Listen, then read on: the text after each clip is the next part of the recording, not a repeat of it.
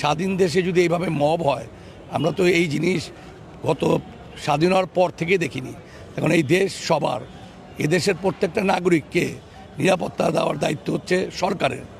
তার যদি কোনো অপরাধ হয়ে থাকে তাহলে আইনগতভাবে তার বিচার হবে, কিন্তু এভাবে মব সৃষ্টি করে মানুষকে হেনস্থা করা, এটা তো কোনো সভ্য দেশেই কাম্য নয়।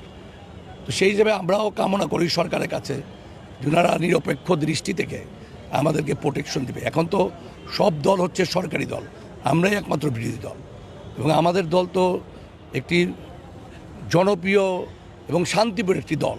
আমাদের দলে কোনো সন্ত্রাস নাই, কোনো চোর বাটপাট লুটের আমাদের দলে নাই। আমরা যে আপনি বললেন যে বিরোধী দল, এই বিরোধী দলের ব্যাখ্যাটা একটু জানতে চাই।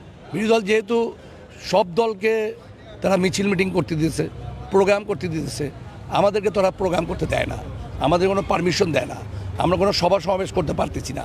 যে সভা সমাবেশ আমরা করতেছি সেটা তো আমরা এক প্রকার জোর করেই করতেছি, আমাদেরকে তারা পারমিশন দেয় না, সভা সমাবেশ করতে দেয় না। খালি গত প্রোগ্রামে পুলিশ হামলা করেনি, এর আগের প্রত্যেক প্রোগ্রামে তো পুলিশ হামলা করেছে। এবং আমাদের দেখে ইফতার পার্টিতে হামলা করা হয়েছে, সেনাবাহিনী এসে রক্ষা করেছে। আমাদের অনেকের বাড়ি ঘরে হামলা করা হয়েছে, সেনাবাহিনী এসে রক্ষা করেছে। তো আমাদের নিরাপত্তা দেবে কে? সরকার দেবে। আমরা তো নিষিদ্ধ কোনো দল না, তাহলে কেন আমাদেরকে নিরাপত্তা সরকার দিতে পারে?